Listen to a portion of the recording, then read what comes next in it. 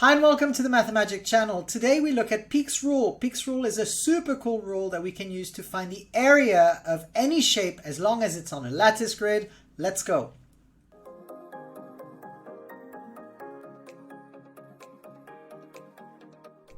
So what is Peake's rule? It's a smart way to find the area of a polygon. As long as it's on a grid and you can find points on the inside and the outside, you can use this. So you might see this in like a Math Olympiad question. And so you can count the number of interior points and what we call boundary points, which are points on the outside of the polygon. And with that, you can find the area.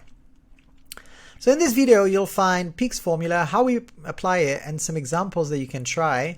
And there's a worksheet for you in the description. We'd encourage you to do the worksheet.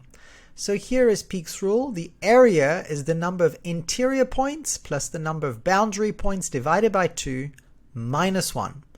So without further ado, let's jump into some examples. So let's start with an easy one. So first, a reminder of the formula: interior points plus boundary points divided by 2 minus 1. So here's a triangle, and so the interior points are the yellow points, and there's 3 of them, and the boundary points are the points on the outside. So as you can see from the bottom line, you've got 1, 2, 3, 4, 5, 6, 7, 8, 9 as you go up, and then 10, 11, 12 on the diagonal. So we have 3 interior points, we have 12 exterior points or boundary points. So going to do 12 divided by 2, which is 6, add that to the 3 interior points. So 3 plus 12 divided by 2, and then we're going to subtract 1. And so here you should find that you get 3 plus 6 minus 1, which is 8. And 8 is the area of this triangle. Now, of course, you can find the area of a triangle by doing base times height divided by 2. Now, be careful. The base here is 4. It's not 5. We have 5 points. And between 5 points, we have 4 spaces. So if each space was a length of 1, this would be 4 by 4 divided by 2, which is also 8. Now, let's try another shape here. Here's a rectangle. Now, rectangles are pretty easy to work with.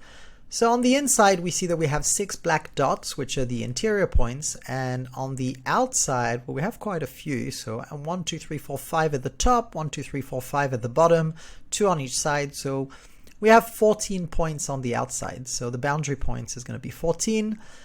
And so what we do here is we do 6 plus 14 divided by 2 minus 1. So boundary points divided by 2 is going to be 7. 14 divided by 2, that's the exterior points. And so your area is going to be 6 plus 7 minus 1, and 6 plus 7 is 13. 13 minus 1 is 12. Now, of course, because it's a rectangle, you could also do base times height. Again, thinking about the fact that you have 5 dots at the bottom, you've got a 4 by 3 rectangle, and 4 by 3 is going to be 12. So the area of the rectangle is 12.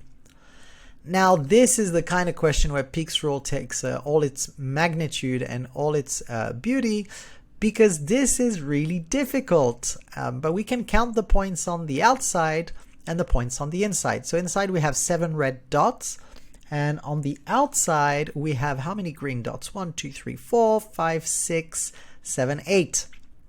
And so if we do 8 divided by 2, by now you should understand the rule. 8 divided by 2 is 4.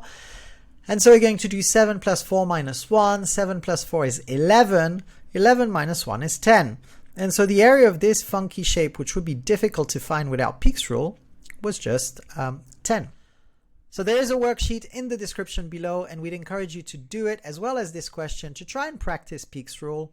As always, please remember to like and subscribe to the Mathemagic channel. We love your support, and we hope this was useful to you. And with that said, we shall see you on the next one. Thanks for watching. Bye-bye.